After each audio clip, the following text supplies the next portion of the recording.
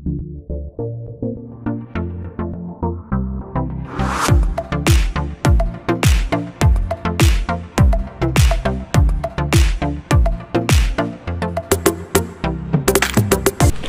Friends, आज हम एक नया टॉपिक शुरू करने वाले हैं मैक्रो इकोनॉमिक्स का, बैंकिंग का, फंक्शंस ऑफ सेंट्रल बैंक। अब हम ये तो समझ चुके हैं कि सेंट्रल बैंक क्या होती है, ये भी हम समझ चुके थे कमर्शियल बैंक क्या होती है, और हमने कमर्शियल बैंक के फंक्शंस भी पढ़ लिए थे, लेकिन हमने कमर्शियल बैंक के कुछ फंक्शंस को छोड़ दिया था, वो हम इसी वीडियो में कवर करेंगे।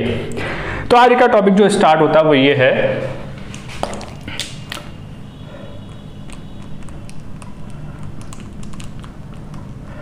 फंक्शंस ऑफ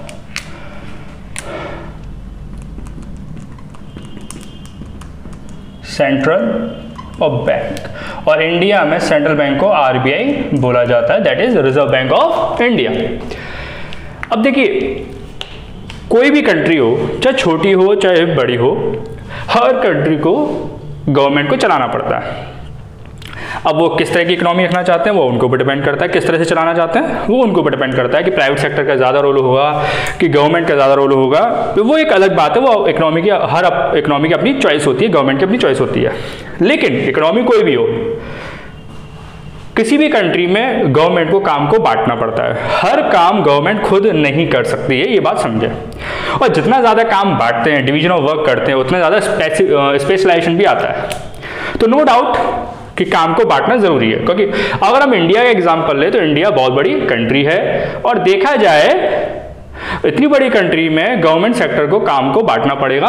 और गवर्नमेंट ने जब काम को बांटा, हम जैसे कि जानते हैं कि आरबीआई एस्टैब्लिश हुई थी 1935 में 1 अप्रैल, और आरबीआई से पहले इंपीरियल बैंक थी। चाहे इंपीरियल बैंक हो चाहे आरबीआई हो, दोनों को एस्टैब्लिश ब्रिटिशर्स ने करा था। चाहे ब्रिटिशर्स ने एस्टैब्लिश करा हो, डजंट मैटर। मैटर ये था कि इंडिया में डिसाइड हुआ कि मॉनेटरी पॉलिसी को कौन हैंडल करेगा। मॉनेटरी पॉलिसी, देखिए अभी हम समझेंगे। मैं एक दो लाइन में फंक्शन नहीं समझाना चाहता इसके, मैं एक दो लाइन में बिल्कुल भी फंक्शन समझाना नहीं चाहता, ठीक है। फंक्शंस के काफ़ी इंपॉर्टेंट है, बहुत ही इंपॉर्टेंट टॉपिक है, चाहे आप 12th के हिसाब से ले लीजिए, चाहे आप कंपटीशन के एग्जाम के हिसाब से ले लीजिए, और चाहे आप किसी भी अदर ये गवर्नमेंट के किसी भी जॉब के इंटरव्यू में भी आ सकता है, किसी प्राइवेट जॉब के भी इंटरव्यू में, मतलब टॉपिक बहुत इंपॉर्टेंट है आज का। तो मॉनेटरी पॉलिसी को संभालने के लिए गवर्नमेंट ने, चाहे वो ब्रिटिश गवर्नमेंट रही हो चाहे हमारी गवर्नमेंट, क्योंकि जब हमारा देश इंडिपेंडेंट हो गया तब भी आरबीआई को ये दर्जा दिया गया, ठीक है। अब बात यह आती है कि मॉनेटरी पॉलिसी कौन संभालेगा? आरबीआई। तो आरबीआई से कहते हैं कि आरबीआई भैया हम गवर्नमेंट है, और गवर्नमेंट ने कहा आरबीआई से कहा कि भैया मॉनेटरी पॉलिसी देश आजाद होने के बाद भी तुम संभालोगे, सारा काम तुम्हारा है, ठीक है। ब्रिटिशर्स ने आरबीआई को इतने अच्छे से सेटअप करा था कि उसमें इतनी ज़्यादा चेंजेस करने की जरूरत नहीं थी। थोड़ा बहुत चेंजेस करे तो जो हमारी कंट्री इंडिपेंडेंट हुई थी तो उसके बाद थोड़े बहुत चेंजेस करने पड़े। लेकिन अब रोल थोड़ा ज़्यादा चेंज हो गया है पहले के मुकाबले इंडिपेंडेंट से। पहले इंडिपेंडेंट के टाइम पे चेक नहीं चलते थे, तो बहुत सारे फंक्शंस अब जो है आरबीआई हैंडल करती है। अब बात ये आती है किसके फंक्शंस के बारे में बात करते हैं। तो सेंट्रल बैंक क्या फंक्शंस होते हैं इसके। अब बहुत सारे बच्चों को ये नहीं पता था फंक्शंस का मतलब क्या होता है। देखो मैं एक सिंपल सी बात बताऊं, फंक्शंस का मतलब क्या होता है। हम जब भी टीवी देखते हैं, टीवी के रिमोट को हम जब भी बटन दबाते हैं तो हम उसके फंक्शंस देखते हैं। फंक्शंस का मतलब होता है कि कोई चीज़ क्या क्या कर सकती है, ठीक है। अब देखिए एक सिंपल सी बात है, टीवी का रिमोट है, टीवी के रिमोट में जो जो फंक्शंस होंगे वो टीवी कर सकती है। अब ऐसा तो है नहीं कि टीवी से बोल दिया जाए कि भैया ये कर दे वो कर दे, जबकि उसकी कैपेसिटी में है ही नहीं है। तो आरबीआई के फंक्शंस को गवर्नमेंट ने इसको बांधा और बोला कि आरबीआई तुम ये कर सकती हो, ठीक है, इसके बियॉन्ड आप नहीं जा सकते। आरबीआई एक देखा जाए तो एक तरह से देखा जाए तो इसके डिपार्टमेंट में गवर्नमेंट का इंटरफेयर नहीं होता। आरबीआई एक तरह से लिबरल है, लेकिन ये ऑन पेपर से जब भी बहुत ज्यादा बात होती है तो गवर्नमेंट इंटरफेयर कर जाती है और आरबीआई को उसे फेस करना पड़ता है। और कई बार ऐसा भी हुआ है कि आरबीआई के गवर्नर जो रहे हैं, कई बार गवर्नमेंट के ज्यादा इंटरफेयर होने से उन्होंने जॉब भी छोड़ दिया, रिजाइन भी कर दिया। और आरबीआई के गवर्नर का जो कार्यकाल होता है, जो बोलते हैं कि टाइम पीरियड होता है, वो 4 साल होता है। कई सारे गवर्नर ने रिजाइन करा ये कहकर कि भैया गवर्नमेंट ज्यादा इंटरफेयर करती है, जबकि हमारे इंडियन सिस्टम में आरबीआई को लिबरल रखा गया, मतलब इसके अंदर कोई एक तरह से इंटरफेयर नहीं कर सकता कोई पॉलिटिकल पार्टी। लेकिन वो ऑन पेपर है, आप लोग जानते हैं ना, सब कुछ ऑन पेपर होता है, गवर्नमेंट कहीं पे भी इंटरफेयर कर सकती है ना। अब बात आती है कि आरबीआई के फंक्शंस। तो पहला फंक्शंस आता है करेंसी अथॉरिटी। बहुत इंपॉर्टेंट पॉइंट है, आज आप बहुत कुछ सीखोगे। अब करेंसी अथॉरिटी क्या होता है? गवर्नमेंट ने बोल दिया कि भैया मॉनेटरी पॉलिसी तुम संभालोगे।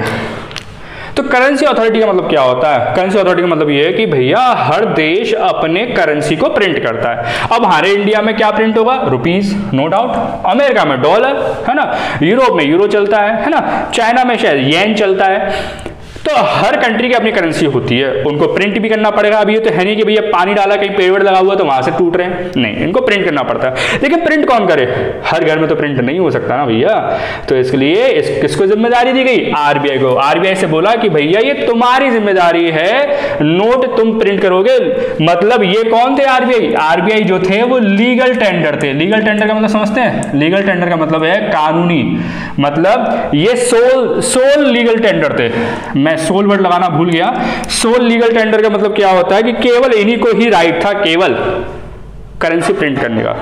अब मैं एक बात बता दूं, करेंसी किसी कंट्री में करेंसी केवल सेंट्रल बैंक प्रिंट करती है, किसी कंट्री में। अब किसी कंट्री में पार्शियल होती है। अब पार्शियल का मतलब क्या होता है कि करेंसी को, मतलब इंडिया में रुपीस को गवर्नमेंट भी प्रिंट करती है और आरबीआई भी प्रिंट करती है। अब व्हाट दैट मीन्स, इसका मतलब यह है कि इंडिया के अंदर पार्शियली आरबीआई प्रिंट करती है और पार्शियली गवर्नमेंट प्रिंट करती है। लेकिन आरबीआई जो प्रिंट करती है वो बहुत बड़े लेवल पे प्रिंट करती है, गवर्नमेंट बहुत छोटे लेवल पे प्रिंट करती है। गवर्नमेंट क्या क्या प्रिंट करती है मैं बताता हूं। गवर्नमेंट 1 रुपए का नोट और सारे कॉइन्स, ऑल कॉइन्स, वो गवर्नमेंट प्रिंट करती है। अच्छा, गवर्नमेंट में भी कौन प्रिंट करता है? मिनिस्ट्री ऑफ फाइनेंस और आरबीआई। इसके अलावा इनको अगर एक्सेप्ट कर दिया जाए, इसके अलावा सारे नोट्स यही प्रिंट करते हैं। आरबीआई कॉइन प्रिंट नहीं करती है। अच्छा, कुछ और बातें जरा समझ ली, बड़ा इंपॉर्टेंट पॉइंट है ये वाला, ठीक है। तो ये क्वेश्चन पूछा जाता है। देखिए एक फंक्शन बड़ा इंपॉर्टेंट है, जरा ध्यान समझते हैं। सबसे पहला हम फंक्शन पढ़ रहे हैं कि आरबीआई इंडिया के अंदर करेंसी अथॉरिटी रखती है और यही हमारी सोल लीगल टेंडर है। मतलब इंडिया के अंदर लीगली, कॉन्स्टिट्यूशन के अंदर या फिर लीगली आप कह लें, किसको ये राइट दिया गया है कि करेंसी कौन प्रिंट करेगा, रुपीस कौन प्रिंट करेगा? आरबीआई। और कोई प्रिंट नहीं कर सकता। और ये वो लीगल पैसा है, ये लीगल पैसा है। जब भी आप 100 रुपए का सामान खरीदते हो या फिर कितने का भी सामान खरीदते हो, जब आप उधर पैसे देने आते हो तो क्या दुकानदार मना कर देता है? नहीं मना कर सकता। लेकिन चेक की मना कर सकता है अगर आप चेक बना के दोगे, क्योंकि वो चेक लीगल नहीं होता। जो नोट लिखा होता, नोट पे आप कभी देखना, उस पर लिखा होगा रिजर्व बैंक ऑफ इंडिया, उसमें गवर्नमेंट के सिग्नेचर भी होते हैं, कई भाषा में लिखा भी होता है कितने रुपए का है और कई सारी चीजें होती है। ये लीगल है, इसको आप लेने से मना नहीं कर सकते। समझ में आ रही बात? अगर कोई लेने से मना करता है तो उस पर एक तरह से हम बोलते हैं एक्शन भी लिया जा सकता है। गवर्नमेंट जो भी लीगल एक्शन होगा वो लिया जा सकता है, कोई मना नहीं कर सकते। अगर मैं बोल रहा हूं सामने वाले भैया चेक नहीं चाहिए, तो चेक लीगल नहीं है, आप मना कर सकते हो बिल्कुल चेक। लेकिन अगर आपने 1 लाख रुपए का सामान बेचा है और कोई सामने वाला 1 लाख रुपए दे रहा है तो आप मना नहीं कर सकते। समझ में आ रही बात? तो अब मैटर ये बनता है कि भैया कौन मैंने कहीं बताया कि कई सारी कंट्री ऐसी होती है जो सेंट्रल बैंक को ही पूरी अथॉरिटी देती है कि भाई सारे नोट सारे कॉइन आप ही छापो। कई सारी कंट्री ऐसी होती है, कुछ गवर्नमेंट छापती है, कुछ आरबीआई मतलब सेंट्रल बैंक। हमारे इंडिया में दोनों प्रिंट करती है, इन्हें बोलते हैं पार्शियली। तो आरबीआई प्रिंट करती है और नोट्स, और गवर्नमेंट प्रिंट करती है 1 रुपए का नोट और सारे कॉइन्स, ठीक है। और गवर्नमेंट के बिहाफ पे भी कौन प्रिंट करता है? मिनिस्ट्री ऑफ फाइनेंस, क्योंकि पैसों का लेन देन जो रखती है। देखो गवर्नमेंट, मैंने क्या बोला, काम को बांटना है ना, कोई भी कंट्री में काम को बांटना है तो गवर्नमेंट क्या करती है? डिपार्टमेंट बना देती है, ऐसी डिपार्टमेंट बना दी है मिनिस्ट्री ऑफ फाइनेंस, ये पैसों का लेन देन रखती है। तो ये 1 रुपए का नोट और ऑल कॉइन्स। 1 रुपए का नोट तो अब देखने को मिलता नहीं है, कॉइन्स भी अब धीरे धीरे गवर्नमेंट जा रही है कि भैया कॉइन्स भी धीरे खत्म होंगे, नो डाउट, ठीक है। अब बात आती है अगले फंक्शंस की। मैं समझता हूं कि ये समझ में आ गया होगा। चलिए सेकंड फंक्शन पे आते हैं अब हम।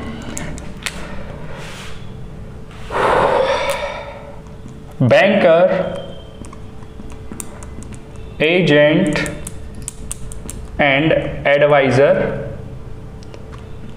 Of government. सेकंड फंक्शन बड़ा इंपॉर्टेंट फंक्शन है, हर फंक्शन इधर इंपॉर्टेंट है, याद रखें।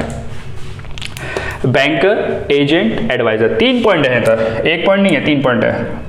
ये बैंकर भी है, एजेंट भी है, एडवाइजर भी है, किसकी? गवर्नमेंट की। अब बैंकर क्यों है भैया? गवर्नमेंट का बहुत सारा पैसा आता जाता है, समझना मेरी बात को। गवर्नमेंट देखो, गवर्नमेंट जब भी पैसा लेन देन करती है ना तो 1-2 रुपए 1-2 करोड़ रुपए में नहीं करती है, हजारों करोड़ों से नीचे तो होता ही नहीं इनका लेन देन, चाहे स्टेट गवर्नमेंट हो चाहे सेंट्रल गवर्नमेंट हो, ठीक है ना। अब गवर्नमेंट का इतना सारा पैसा कौन देखेगा, कहां पे जमा होगा? गवर्नमेंट का सारा पैसा कहां पे जमा होता है? गवर्नमेंट इतना सारा टैक्स कलेक्ट करती है, गवर्नमेंट इतना सारा सब कुछ, कहीं गवर्नमेंट की रेवेन्यू आ रहे हैं इतने, ये इसका पैसा कौन रखता है? इसका पैसा, बैंक का पैसों को कौन देखता है? आरबीआई। कौन देखता है? आरबीआई, ठीक है। फिर दूसरा पॉइंट आता है कि एजेंट क्या होता है। देखो, बैंक के वो गवर्नमेंट के बहुत सारे काम होते हैं, गवर्नमेंट के बहुत सारे काम होते हैं इस कंट्री को मतलब गवर्नमेंट के बिहाफ पर आरबीआई पेमेंट करती है या फिर पेमेंट लेती है, ठीक है। पहला पॉइंट क्या था? ये बैंकर। बैंकर का मतलब क्या है? गवर्नमेंट के पैसों का देखरेख कौन रखेगा? मतलब गवर्नमेंट का पैसा कहां पे जमा होगा? आरबीआई, नो डाउट, सिंपल सा, मतलब गवर्नमेंट का पैसों का सारा देख आरबीआई करती है, ये कहा जाता है, ठीक है। एजेंट, अब एजेंट की बात क्या है भाई? देखो, फॉर एग्जाम्पल हमारे देश की गवर्नमेंट दूसरे फॉरेन कंट्री से कोई भी सामान खरीद रही है या बेच रही है, कुछ भी हो रहा है, हमने राफेल खरीदे, हमने बहुत सारी मशीनरी खरीदी, हमने बहुत कुछ खरीदा है ना, बहुत कुछ बेचा भी, तो जो पैसा आ रहा है, जो जा रहा है, अब ऐसा तो राफेल की डील हुई थी 36,000 करोड़, अब 36,000 करोड़ मोदी जी राफेल लेने जा रहे हैं भाई, हमारे देश का प्राइम मिनिस्टर राफेल लेने जा रहा है, तो क्या वो अपने प्लेन में 36,000 करोड़ लेकर जाएगा? क्या नहीं, डील हो गई, पैसे देने किसने दे दिया? आरबीआई ने। समझ में आ रही बात? हमने कोई हथियार बेचे, ठीक है, डील हो गई है ना, पैसा आना है, किसने लिया? गवर्नमेंट अपने साथ प्लेन में थोड़ा भर के ले गई भैया। 36,000 करोड़ रुपए राफेल का आप समझते हैं, आप 10 प्लेन भी भर दोगे ना तो भी नहीं कम, तो भी कम पड़ जाएंगे मेरे ख्याल से, है ना। तो ये पैसा मतलब कौन ले रहा है, किसके बिहाफ पे रिसीव करा जा रहा है, किसके बिहाफ पे पेमेंट कराया जा रहा है? गवर्नमेंट। तो गवर्नमेंट के बिहाफ पे ये पेमेंट देती भी है और लेती भी है, इसलिए गवर्नमेंट की ये एजेंट है। एजेंट क्या करता है? काम करता है, हमारे कहने से काम करता है। देखो याद रखें, बैंकर मतलब गवर्नमेंट की बैंक, ठीक है। बैंक का मतलब बोला मेरी बैंकर है ये, मतलब मेरी बैंक है, मेरा पैसा कहां पे जमा होता है? इस बैंक में, तो ये बैंकर हो गया। अब एजेंट की बात करते हैं, मेरा एजेंट है, मतलब एजेंट का मतलब ये होता है कि मेरे कहने से काम कर रहा है, तो गवर्नमेंट के कहने से ये काम करती है। और क्या काम करती है? पैसों में तो काम करेगी, पैसा लेगी या देगी, जो भी है, ठीक है। फिर आता है एडवाइजर। क्या आता है? एडवाइजर। अब एडवाइजर से भी समझ में आ गया होगा कि एडवाइजर क्या है। एडवाइजर वो होता है जो एडवाइस देता है। क्या देता है? एडवाइस। अब ये क्यों एडवाइस देगी? देखो, हमारे कंट्री में सिचुएशन कभी कभी खराब हो जाती है, गवर्नमेंट के हाथ से भी निकल जाती है, ठीक है। कभी महंगाई ज्यादा हो जाती है, कभी डिफ्लेशन हो जाता है। डिफ्लेशन भी एक प्रॉब्लम है। बोले डिफ्लेशन क्या प्रॉब्लम है? मार्केट कम है ना, कभी कभी मार्केट में प्राइसेस बहुत कम हो जाते हैं, तो ये दिक्कत वाली बात है ना। और भी चीजें होती है, फॉरेन करेंसी से हमें दिक्कत हो रही है, कोई फॉरेन करेंसी बढ़ रही है, हमारी करेंसी वीक हो रही है, तो गवर्नमेंट बेचारी अपना काम कर रही है, लेकिन आरबीआई इस सिचुएशन को निपटाने के लिए परफेक्ट होती है, क्योंकि इधर का जो स्टाफ होता है बहुत ही हाईली प्रोफाइल्ड होता है और इसी फील्ड के लिए होता है। तो ये गवर्नमेंट को क्या करती है? एडवाइस करती है कि भैया ऐसे करो, वैसे करो, ऐसे करने से ये हो जाएगा, वैसे करने से ये हो जाएगा, सिचुएशन सुधर सकती है। तो ये क्या करती है? जब भी गवर्नमेंट प्रॉब्लम में होती है, गवर्नमेंट को एडवाइस चाहिए होती है कि भैया हमें एडवाइस दे दो, क्या करें क्या नहीं करें, तो आरबीआई क्या करती है? एडवाइजर बन जाती है गवर्नमेंट की। समझ में आई तीनों पॉइंट? तो banker, agent, advisor of government. तो बैंकर, एजेंट, एडवाइजर, ठीक है ना। जब भी हम किसी प्रॉब्लम में होते हैं तो छोटी मोटी प्रॉब्लम हम सॉल्व कर लेते हैं, लेकिन कुछ ज्यादा बात बढ़ जाती है, हम घर के बड़े से कहते हैं अरे यार वो प्रॉब्लम हो गई है, बताओ ना कैसे सॉल्व करूं, तो वो क्या करते हैं? एडवाइस करते हैं। तो ये भी एडवाइजर ही है, तो वो भी हमारे एडवाइजर हुए, ये भी हमारी एडवाइजर। ये किसकी एडवाइजर? लेकिन गवर्नमेंट की, ठीक है ना। तो ये सारी चीजें। देखो मैं एक और चीज बता देता हूं, आरबीआई और गवर्नमेंट के बीच में क्या रिलेशन है। जैसा कमर्शियल बैंक और उसके कस्टमर में, अब कस्टमर तो इसका कोई भी हो सकता है, जैसा इन दोनों के बीच में रिलेशन होता है ना, वैसा ही रिलेशन आरबीआई और गवर्नमेंट के बीच में होता है। जैसे कमर्शियल उसके कस्टमर में, जैसे हम बैंक में जाते हैं, कमर्शियल बैंक में तो जाते हैं, हमारा पैसा जमा करती है वो, तो गवर्नमेंट का पैसा भी जमा करती है आरबीआई। हमें लोन देती है कमर्शियल बैंक, तो गवर्नमेंट को भी लोन देती है, जब भी गवर्नमेंट को जरूरत होती है तब भी लोन देती है वो, है ना। अगर हमने कमर्शियल बैंक से बोल दिया कि हमारे बिहाफ पर ये पैसा कलेक्ट कर लो, जैसे हमने 11 में पढ़ा था ना बिल ऑफ एक्सचेंज, है ना, तो हमारे बिल का पैसा कलेक्ट करती है बिल सेंट फॉर कलेक्शन, है ना, हमारे चेक का पैसा कलेक्ट कर लो। तो ऐसे ही गवर्नमेंट का पैसा भी आरबीआई कलेक्ट करती है और भी काम करती है। देखो आरबीआई मैं बताता हूं, जैसे गवर्नमेंट को कर्जा चाहिए, गवर्नमेंट को पैसों की जरूरत है और गवर्नमेंट कर्जा लेना चाहती है पब्लिक से। अब देखो गवर्नमेंट तो नहीं जाएगी ना हर किसी के पास, पब्लिक के पास, तो गवर्नमेंट के बिहाव पर आरबीआई कर्जा लेती है, जिसे हम बोलते हैं पब्लिक डेब्ट, है ना, उसे लेती भी है और उसे गवर्नमेंट के कहने पर चुकाती भी है। मतलब आरबीआई पब्लिक के पास जाएगी और पब्लिक से कहेगी, जबकि हकीकत में पैसा किसे चाहिए, गवर्नमेंट को, लेकिन गवर्नमेंट पब्लिक के पास नहीं जाएगी, है ना, ठीक है। गवर्नमेंट तो आपको पता है कब आती है पब्लिक के पास, जब इलेक्शन पास होते हैं, तो वो कोई दिक्कत वाली बात नहीं है। लेकिन गवर्नमेंट को पैसा चाहिए, गवर्नमेंट को बहुत टाइम पे पैसा चाहिए होता है। मैं आपको बता दूं आज इंडिया के ऊपर बहुत सारा कर्जा है, कभी इस पे डिस्कस में देखना कि एक इंसान के ऊपर लाखों रुपए का कर्जा है। अगर मुझे फिगर एक्चुअली में याद नहीं है, लेकिन अगर मैं मोटा मोटा बताऊं तो 1 लाख से ऊपर का कर्जा है एक इंसान के ऊपर, तो बहुत कर्जा है, याद रखना, ठीक है। तो कभी किसी और दिन इस पर डिस्कस करेंगे, लेकिन कर्जा बहुत है एक्चुअल में। तो पब्लिक से भी कर्जा लेती है, कौन लेना चाहती है, गवर्नमेंट, गवर्नमेंट को पैसे की जरूरत है, तो गवर्नमेंट नहीं आती, आरबीआई से कहती है वो, है ना। जैसे मैं बता रहा था कि आरबीआई का गवर्नमेंट को अगर कर्जा वर्जा चाहिए होता है पब्लिक से, तो आरबीआई इसमें हेल्प करती है, लेकिन आरबीआई कभी भी डायरेक्टली पब्लिक से डील नहीं करती है। इधर आरबीआई हेल्प लेता है जैसे पोस्ट ऑफिस के लिए, जैसे पब्लिक से डेब्ट लेते हैं, एक डेब्ट का नाम है NSC, just like national saving certificate, है ना, तो बहुत ज़्यादा चलन में है ये, और ये एक तरह से मैं समझ सकता हूँ कि बड़ा ही इंपॉर्टेंट होता है, इसमें रिटर्न भी अच्छे खासे होते हैं और टैक्स में भी बेनिफिट मिलता है ना। तो जब गवर्नमेंट को पैसे की जरूरत है, जरा ध्यान समझना, गवर्नमेंट को पैसे की जरूरत है, लेकिन गवर्नमेंट के बिहाफ पे कौन कलेक्ट कर रहा है, आरबीआई। आरबीआई ने मार्केट में नेशनल सर्टिफिकेट इशू करना चाहे कि पब्लिक से पैसा आ जाए। देखो ये बहुत लंबी कहानी, हम आगे पढ़ेंगे, लेकिन आरबीआई खुद नहीं आता भाई। आप क्या समझते हो कि आरबीआई जैसे गली जैसे रोड में और कॉलोनीज में बैंकें मिल जाती, वैसे आरबीआई भी ऐसी होती? नहीं भैया, ज्यादा से ज्यादा एक स्टेट में एक, समझ रहे हो ना, जैसे दिल्ली में एक, दिल्ली में है, उत्तर प्रदेश में एक है, जैसे राजस्थान में एक है। आरबीआई हर नुक्कड़ पे थोड़ा ना मिल जाएगी आपको, जैसे अदर बैंक्स मिल जाती है कमर्शियल। अरे कमर्शियल बैंक तो इसलिए मिलती है हर जगह पे क्योंकि उसे कस्टमर से डील करना, उसके कस्टमर कौन होते हैं, मोस्टली पब्लिक होती है, समझ रहे बात को। तो आरबीआई एनएससी इशू करती है, एनएससी एक तरह का इंस्ट्रूमेंट होता है जिससे कि पब्लिक को बेचा जाता है और पब्लिक से पैसा लिया जाता है, लेकिन आरबीआई खुद नहीं करती इसको, पोस्ट ऑफिस के जरिए, दूसरे डिपार्टमेंट के जरिए ये करती है।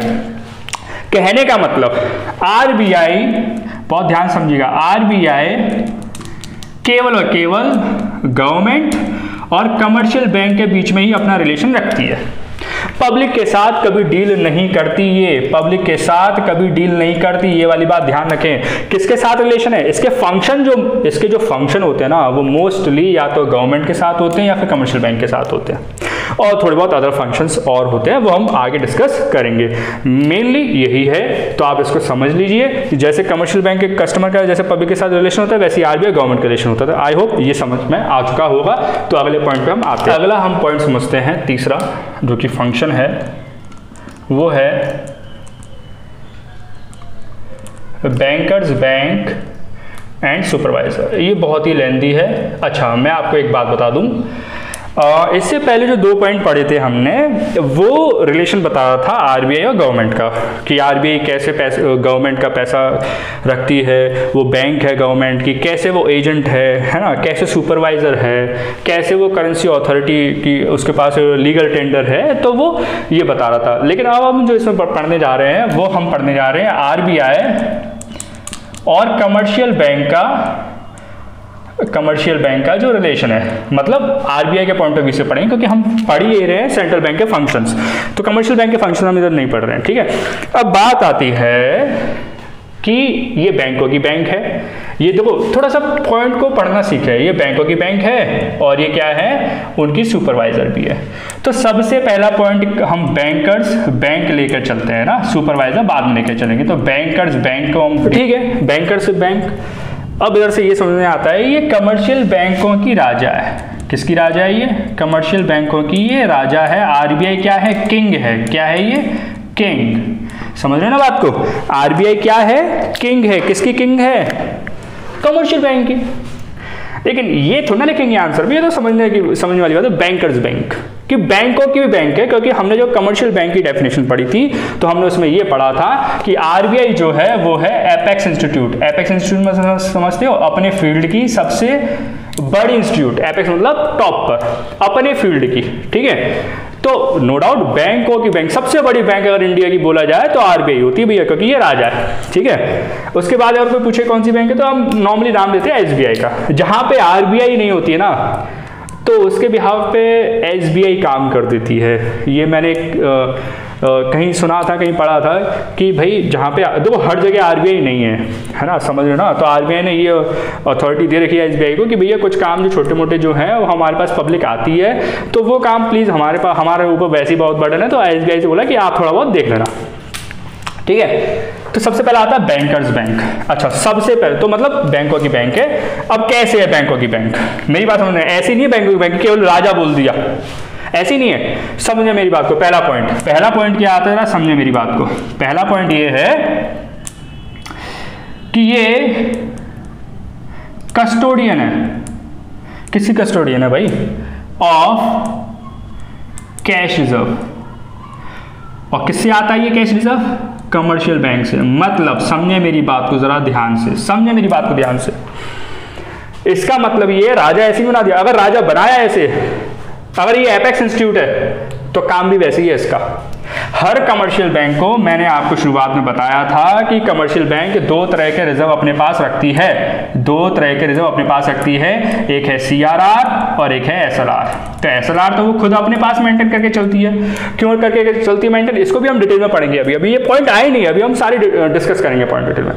तो एसएलआर सेल्फ खुद के साथ मेंटेन करके चलती है, समझ लो आपको, है ना? और सीआरआर जो होता है कैश रिजर्व रेशो, हर बैंक को, हर कमर्शियल बैंक को खासकर अपने टोटल डिपॉजिट का कुछ परसेंटेज आरबीआई के पास रखना पड़ता है।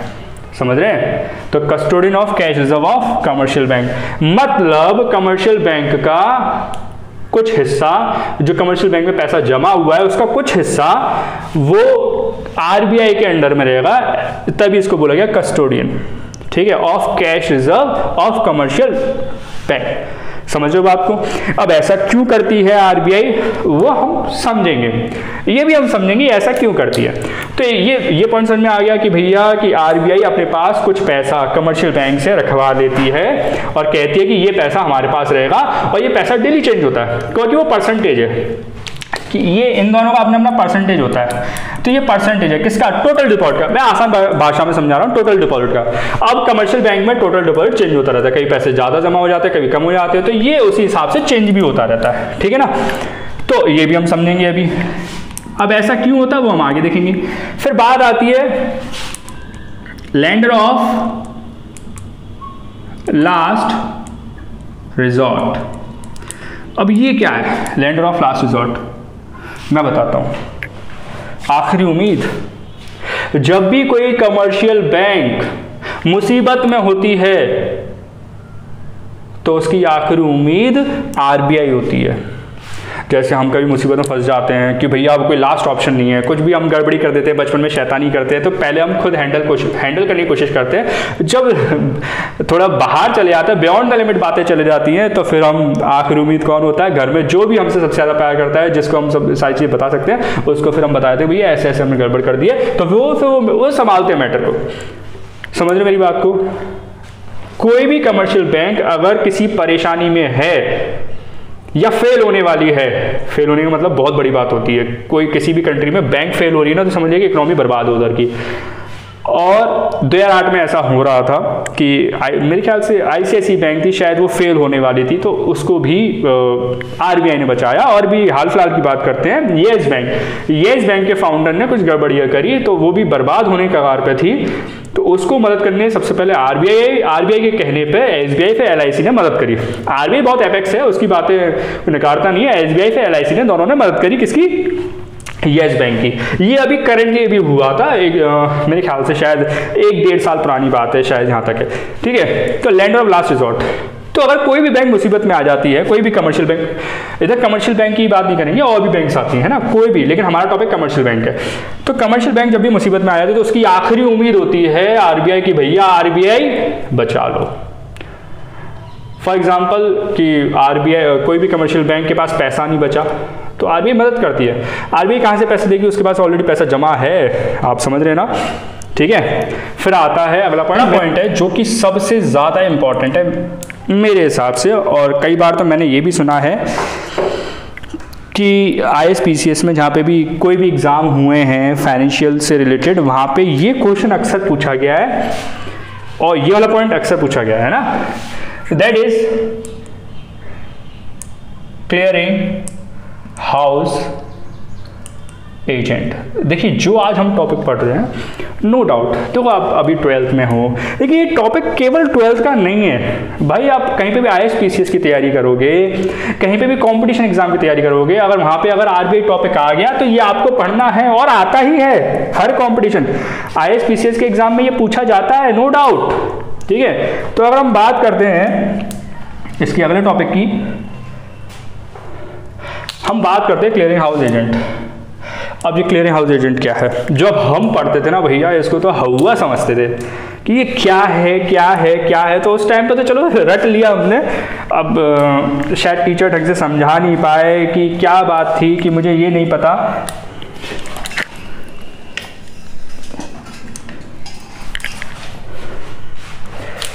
कि ये हवा सा बना रखा था, अब मुझे नहीं पता कि टीचर समझा नहीं पाए कि हम नहीं समझ पाए, तो बड़ा हवा सा टॉपिक था। लेकिन जब हमने आगे बीकॉम करा, जब एमकॉम वगैरह करा, तो CS भी कर ही रहे थे, तो CS में मेरे को थोड़ा ये समझ में आया ये होता क्या है, खुद से पढ़ा और बड़े तलब सी थी ये जानने की ये है क्या। टीचरों के अंदर जो खासकर अच्छे टीचर्स होते हैं उनके अंदर वैसे भी तलब होती है कि अगर कोई पॉइंट अगर समझ में नहीं आ रहा तो वो पीछे पड़ जाते हैं कि नहीं, मैं भी पीछे पड़ गया था कि भैया ये जानना है क्लियरिंग हाउस एजेंट ये कौन है। क्या ये क्लियरिंग हाउस एजेंट तो हम ऐसे ही बोल सकते हैं कि हमारे घर पे जो मॉपिंग करने वाली आती है, झाड़ू पोछे करने वाली आती है, वो क्लियरिंग हाउस एजेंट होगी? नहीं। देखो थोड़ा सा हिस्ट्री में चलते हैं इसको समझने के लिए, बड़ा इंपॉर्टेंट पॉइंट है। पहले क्या होता था, ये कमर्शियल बैंक है, ये दूसरी कमर्शियल बैंक है। अब मुझे इस बंदे को पेमेंट करना है, इस बंदे को पेमेंट करना है बी वाले को। ये मैं हूँ मान लेते हैं, ये मैं हूँ मैग, ठीक है, मान लेते हैं, ठीक है। मुझे इसे पेमेंट करना है, तो पहले आरबीआई तो बहुत पहले से है ना, हमारे इंडिपेंडेंस से भी पहले से, तो उस टाइम पे चेक नहीं हुआ करते थे। जब भी मुझे इसे पेमेंट करना है, लाखों का पेमेंट करना है, तो मैं अपनी बैंक से पहले विड्रॉल करूंगा, देन मैं इसे दूंगा और फिर ये अपनी बैंक में डिपॉजिट करेगा। इधर रिस्क बहुत ज़्यादा होता है, इधर रिस्क बहुत ज़्यादा होता है। ये अपनी बैंक से निकालेगा पैसे, फिर इसको देगा, फिर ये जमा करेगा, तो ये सारी चीज़ें चलती थी। तो गवर्नमेंट ने बोला कि नहीं भाई ऐसे नहीं यार, फिर थोड़ा सिस्टम सुधरा, बोला इस रिस्क को ख़त्म करो, इस रिस्क को ख़त्म करो। फिर क्या स्टार्ट हुआ, पहले ये था, अब दूसरा क्या स्टार्ट होता है, ये मान लेते हैं कि ए बैंक है, ये बी बैंक है ना। अब बात आती है कि ए बैंक के बंदे ने अब चेक आना स्टार्ट हो गया। क्या स्टार्ट हो गया, चेक भी आना स्टार्ट हो गया भाई, चेक आ गया मार्केट में। अब चेक आया तो पहले क्या होता था कि देखो बैंकें बहुत सारी हैं, देखो मैं इंडिया बहुत बड़ी कंट्री है और आज भी बहुत सारी बैंकें हैं, बहुत सारी ब्रांचेज हैं, हम इस पे बात नहीं कर सकते। जब मेरे को याद है कि जब मैं पहली बार CS का फॉर्म भर रहा था तो उसका फॉर्म में एक पीछे सबसे पीछे DD जमा होती थी, डिमांड ड्राफ्ट जमा होता था, DD। तो एक तरह से हम समझ सकते हैं कि मैंने बनवा ली DD। उधर ऑप्शन थे 100, मतलब 100 ऑप्शन थे कि बताइए कि आपकी DD कौन से बैंक की है। अब भाई यार उस टाइम पे मैंने छोटी बैंक से बनवा लिया, ग्रामीण बैंक होती है, तो 100 के बाद लिखा हुआ था अदर। अगर आपका अदर है तो मैंने अदर में ही डाला था। आप सोच सकते हैं कि कितनी बैंक्स होंगी। ये बात है, मैं समझता हूँ 5-6 साल पुरानी बात है, तो आप भी थोड़ा सा देखिए कि कितनी बैंक्स हैं इंडिया के अंदर ना रजिस्टर्ड, है ना। बहुत तरह की बैंक होती है, कमर्शियल बैंक, बहुत नॉन कमर्शियल बैंक है, कोऑपरेटिव बैंक है, बहुत सारी बैंकें होती हैं।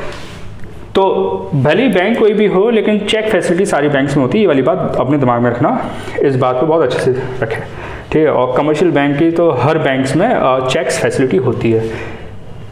तो उस टाइम पे क्या होता था कि ये मान लेते हैं कि देखो अब दो बैंक की तो बात हम करेंगे नहीं, तो होता क्या था कि इन भाई साहब को इन्हें पेमेंट करना है, इन भाई साहब को इन्हें पेमेंट करना है, समझ रहे हो बात को, और इन्होंने पेमेंट करा चेक से, ठीक है। अब ये एक दो चेक नहीं है, मैं बोल रहा हूँ ये एक बैंक है, मैंने तो बोल दिया कि ये एक बंदा है। मैं बोल रहा हूँ कि इस बैंक से बहुत सारे लोग जुड़े हुए हैं, बहुत सारी पब्लिक जुड़ी हुई है, और इस बैंक से ही बहुत सारी पब्लिक जुड़ी हुई है। अब इस बैंक के लोगों ने इस पे चेक बनाया और इस बैंक के लोगों ने इस पे चेक बनाया, तो चेक आपस में चले गए। अब ये चेक एक दो नहीं है, हजारों में चले जाते हैं।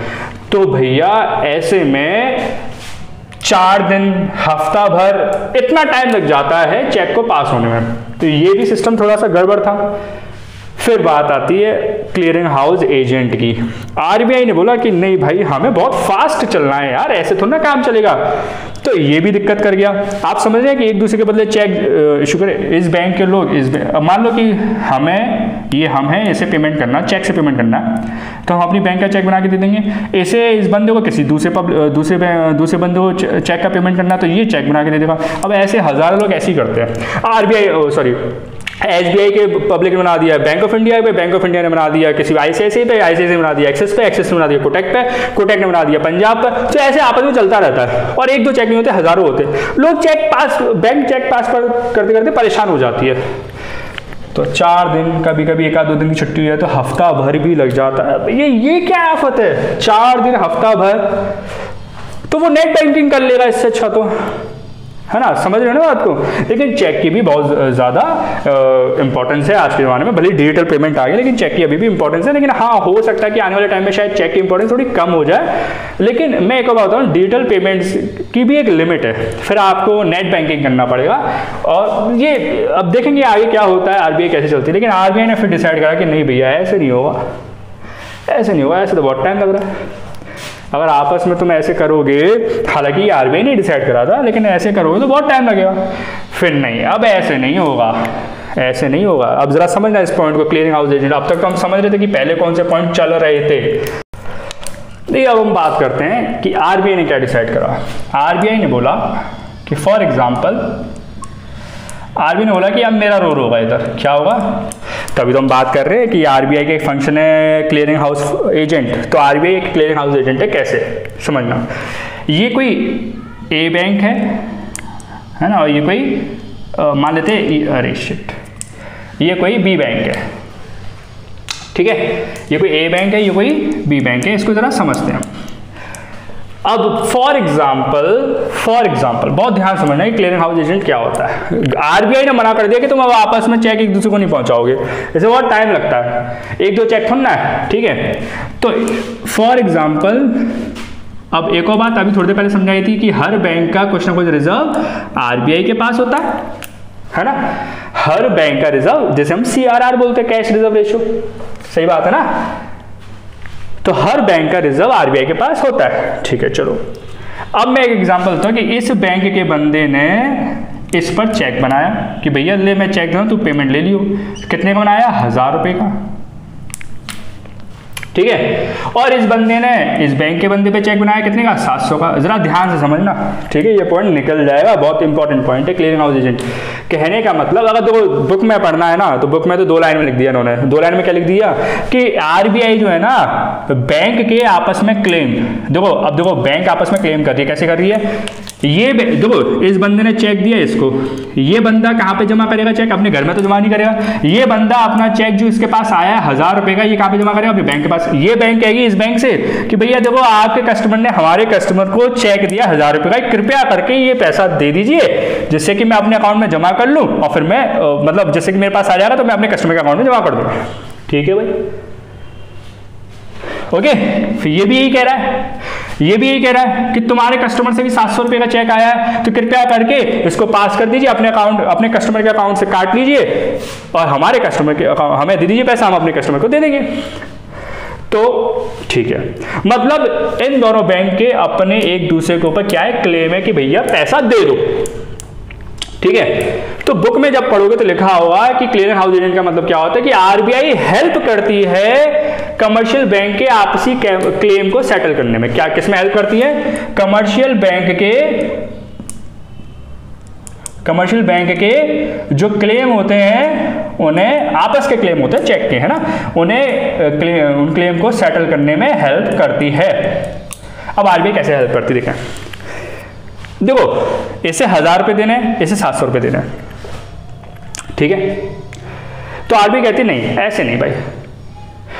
तो आरबीआई ये कहती है कि भैया देखो तुम 1000 रुपये दोगे, तुम 700 रुपये दोगे, थोड़ा डिफरेंस, 1-2 दिन का डिफरेंस होगा, तो फिर तुम्हें अगर एक दिन का भी डिफरेंस होगा तो तुम्हें सीआरआर में चेंजेस करने पड़ेंगे, रिजर्व में चेंजेस करने पड़ेंगे। तो आरबीआई ने बोला कि भैया ऐसा नहीं है, तुम्हारा कुछ पैसा मेरे पास है, एक काम करो 300 रुपये का डिफरेंस है ना, मैं 300 रुपये दे देता हूँ, बात खत्म। किसको देने 300 रुपये? इसको देने, क्योंकि इसके पास ज़्यादा रुपए जाने हैं, 1000 रुपये तो पहुँचने के बाद इसको तो 700 रुपये देने ना, तो इसको 300 रुपये देंगे। देखो इसको 700 रुपये देने थे, इसको भी देने थे 700 रुपये, तो 700 से 700 कट गया। अब 1000 रुपये, 1000 रुपये थे ना, इसमें 700 तो कट गया ना आपस में, तो 300 रुपये इस बैंक के पास ज़्यादा पहुँचने थे। तो आरबीआई ने बोला कि हम दे रहे हैं, और आपस में क्लेम सेटल हो गया। कहां से दिया? आरबीआई अपनी जेब से थोड़ा ना देगी। आरबीआई कहां से देगी? आरबीआई इसके रिजर्व में से दे देगी, जो आरबीआई के पास रखा हुआ रिजर्व। समझ रहे हो बात को? अपने रिजर्व में, मतलब एक ए बैंक का रिजर्व जो आरबीआई के पास रखा, उसमें से 300 रुपये काट के दे देगी। किस्सा खत्म। बोले कि तुम्हें 700, बोले कि 1000, भैया बोले 1000 रुपये जाने थे। अरे भैया 1000 रुपये जाने थे, 700 रुपये देने भी तो थे आपस में, है ना। तो आरबीआई ने बोला कि तुम इतना लंबी ट्रांजेक्शन क्यों कर रहे हो? 1000 रुपये तुम दोगे, फिर बी भी देगा 700 रुपये, है ना, फिर तुम कैश रिजर्व पे भी इफेक्ट पड़ेगा। तभी तो हफ्ता भर लग रहा था, 4 दिन 5 दिन लग रहे थे, उसमें 1 दिन की छुट्टी हो तो 7 दिन लग रहे थे। तो आरबीआई ने बोला नहीं ऐसे नहीं होगा भैया, तुम्हारे आपस में क्लेम है, बी कह रहा है कि 1000 रुपये दो, ए कह रहा है 700 रुपये दो, तो ठीक है 700 आपस में कैंसिल हो गया।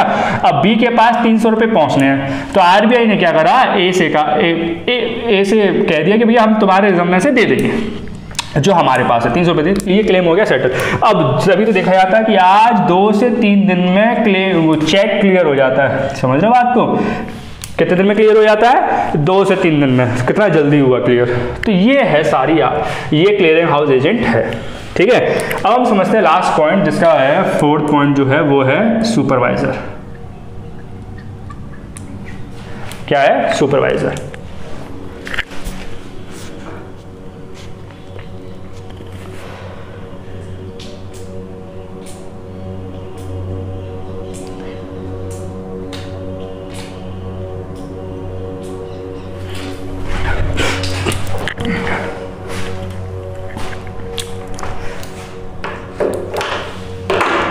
अब अगला पॉइंट पढ़ने आ रहे हैं हम, सुपरवाइजर। क्या पढ़ने आ रहे हैं? सुपरवाइजर। अब ये सुपरवाइजर क्या है? नो डाउट कि कमर्शियल बैंक को सुपरवाइज करती है। सुपरवाइज कौन होता है? जो चीज़ों को बताता है। अब कैसे बताता है? कभी भी सिचुएशन खराब होती है, जैसे हमारे देश में डिमोनेटाइजेशन हुआ, सब लोग जानते हैं डिमोनेटाइजेशन मतलब नोटबंदी हुई, तो कमर्शियल बैंक खुद से डिसीजन नहीं ले सकती थी किसको कितना पैसा देना। आरबीआई बोलती थी कि आपको ऐसे काम करना, ऐसे काम करना, सुपरवाइज कर रही थी। तो कहने का मतलब आरबीआई सुपरवाइज भी करेगी, ठीक है ना, मतलब टाइम टाइम पे गाइडेंस देगी कि ऐसे करो वैसे करो। फिर रेगुलेशन मतलब नियम बनाएगी, टाइम टाइम पे इंस्पेक्शन करेगी। केवल आप ये नहीं बोल सकते सुपरवाइजर का मतलब क्या है। सुपरवाइजर का मतलब ये नहीं होता कि केवल गाइड करेगी ना, सुपरवाइजर का मतलब सिर्फ गाइड नहीं होता। मैंने आपको बताया सुपरवाइजर का मतलब ये होता है कि ये सुपरवाइज करेगी, सुपरवाइज का मतलब गाइड करेगी। क्या करेगी? गाइड। दूसरा क्या करेगी? ये रेगुलेशन बनाएगी। रेगुलेशन मतलब नियम कानून। देखो कमर्शियल बैंक के नियम कानून कौन बनाता है? आरबीआई बनाती है ज्यादातर, ठीक है। इंस्पेक्शन करेगी टाइम टू टाइम। इंस्पेक्शन का मतलब वैसे अब तो ऑनलाइन होने लग गया है, सारा पैसा ऑनलाइन सिस्टम पे अपलोड रहता है। पहले क्या होता था, ऑनलाइन सिस्टम नहीं था, तो किस बैंक के पास कितना पैसा है तो आरबीआई को नहीं पता होता था, वो अपडेट बाद में जाती थी, मैनुअली जाती थी, है ना, फिजिकली, डिजिटली नहीं जाती थी, क्योंकि पहले इतने कंप्यूटर्स वगैरह नहीं होते। अगर हम 20 साल पुरानी बात करें तो उस टाइम पे गवर्नमेंट क्या करती थी? इंस्पेक्शन करने आती थी। क्या करने आती थी? इंस्पेक्शन करने आती थी।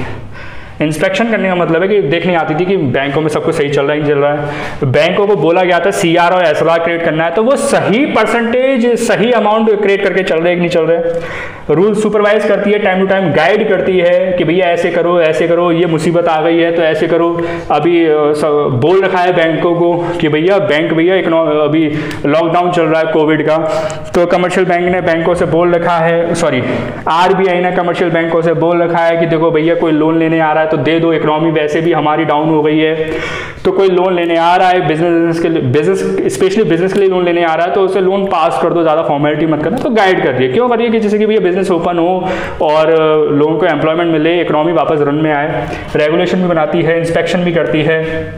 और अगर बैंक का एक्सपेंशन होना है, क्या होना है, एक्सपेंशन होना है, बैंक का एक्सपेंशन मतलब ब्रांचेस, कितनी ब्रांचेस बैंक ओपन कर सकती है, ब्रांचेस ओपन करने, एक्सपेंशन करने के भी कुछ रूल्स हैं।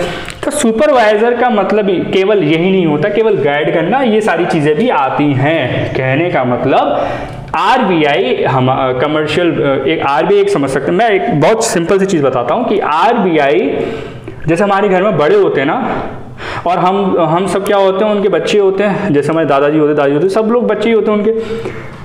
तो वो हमें क्या करते हैं, सुपरवाइज भी करते हैं, रेगुलेट भी करते हैं। रेगुलेट कभी कहते थे कि भैया घर से 10 बजे से पहले आ जाना, ये नियम है ना, इसके बाद आओ तो डांट लगेगी। इंस्पेक्शन भी करते हैं, कोई बच्चों को गलत तो नहीं कर रहा है। एक्सपेंशन और भी चीज़ें हैं, अगर हम बिजनेस कर रहे हैं, पैसा खर्च कर रहे हैं, तो वो भी देखते रहते हैं, पूछते रहते हैं कि बेटा सही जगह लगा रहे हो कि नहीं लगा रहे हो। ऐसे ही RBI है भाई, RBI एक तरह से बड़े बूढ़ों का किरदार निभा रही है कमर्शियल बैंक के लिए, क्या कमर्शियल बैंक नहीं और भी बैंक्स के लिए, फाइनेंशियल इंस्टीट्यूशन के लिए भी। और उनसे कहती है कि देखो भैया, तो कहेगी तो नहीं, लेकिन RBI का ख्याल रखना बहुत जरूरी है। देखो RBI का पूरा कंट्रोल होना चाहिए कमर्शियल बैंक पे, आप समझे इस बात को। RBI का पूरा कंट्रोल होना चाहिए किस पर, कमर्शियल बैंक पर। किस पर, कमर्शियल। आप अब बोलो भैया क्यों कंट्रोल, क्यों भैया, कमर्शियल बैंक है ना, पब्लिक का सारा पैसा से डील करती है। बहुत दो किसी ने भी अगर ऐसी बैंक ओपन कर दी कमर्शियल बैंक जिस पर ध्यान नहीं दिया RBI ने, तो भैया देखो दिक्कत हो सकती है। पहली बात तो बैंक का लाइसेंस इतनी आसानी, हाँ लाइसेंस भी इसके अंदर पॉइंट था, लाइसेंस देना बैंक का इतना आसान नहीं है, लाइसेंस देना बैंक का भाई इतना आसान नहीं है, समझ लो ना बात। तो इस चीज़ को समझो। तो सुपरविजन में सारी चीज़ें, सुपरवाइजर, कोई बैंक कैसे चलेगी, कोई बैंक के लिए क्या गाइडलाइंस है, कोई बैंक के लिए क्या रेगुलेशन है, कितनी आप ब्रांचेस ओपन कर सकते हो, इंस्पेक्शन करना, लाइसेंस देना, ये सब पॉइंट सुपरवाइजर के अंदर आ जाते हैं। कहने का मतलब ये एक तरह से बड़े बुजुर्ग टाइप के होते हैं, जो अपने घर, कमर्शियल बैंक क्या होती है, इनकी बच्चे टाइप के होते हैं, है ना, इनके घर फैमिली मेंबर्स होते हैं जिसकी ये देख रेख कर रहे हैं। ठीक है, क्यों देख रेख कर रहे हैं, कोई कमर्शियल बैंक पब्लिक से डील कर रही है भाई, और पब्लिक के साथ गवर्नमेंट का पहले से इंटेंशन होता है कि पब्लिक के साथ कुछ गलत ना हो। और गवर्नमेंट ने RBI से भी कह रखा है, RBI एक नॉन प्रॉफिट मेकिंग इंस्टीट्यूशन है, ये हालांकि प्रॉफिट हो जाता है, देखो प्रॉफिट पब्लिक से नहीं करती, पहली बात समझे। गवर्नमेंट को लोन दे रही है तो गवर्नमेंट से इंटरेस्ट ले लेगी, किसी और दूसरे को लोन दे रही है तो उधर से इंटरेस्ट ले लेगी, लेकिन वैसे पब्लिक से प्रॉफिट नहीं करती है ना, वो एक अलग बात है। क्योंकि कमर्शियल बैंक पब्लिक से डील कर रही है, पब्लिक का बहुत सारा, कई सारी बैंक्स थी, आप समझना, बीच में कई सारी बैंक्स आई थी जो फेल हो गई थी। तो ये फेल हो गई, पैसा किसका डूबा, पब्लिक का, समझ रहे हो ना मेरी बात को, किसका पैसा डूबा, पब्लिक का। तो पब्लिक का पैसा डूबता है तो ये इनको बनाया इसलिए जाता है कि पब्लिक इंटरेस्ट के लिए बनाया जाता है। किस लिए बनाया जाता है, पब्लिक इंटरेस्ट के लिए, तो पब्लिक का फायदा हो इसलिए बनाया जाता है। ठीक है, तो इसको हम ये मेरे ख्याल से फंक्शंस काफ़ी हद तक हैं, तो आप इसको समझिए। मैं तो यही कहूँगा कि आप इसे समझें यहाँ से, और अपने नोट्स बनाएं, खुद बनाएं, और फिर बुक से टैली करें कि कोई पॉइंट रह तो नहीं रहा कुछ, है ना। तो नोट्स खुद बनाना सीखिए, नोट्स के पीछे मत भागिए। देखो नोट्स आपको बर्बाद कर देगा। अगर आप खुद अपनी मेहनत से, अपनी समझदारी से नोट्स बनाते हो तो ज़्यादा बेटर है। समझ में आ रही बात। तो मैंने पहले बोला था कि कंसेप्ट के पीछे भागो, ना कि रटने के पीछे। ठीक है, तो चलिए अगली वीडियो में मिलते हैं। ये आपका क्लियर हो चुका है। ठीक, बाय।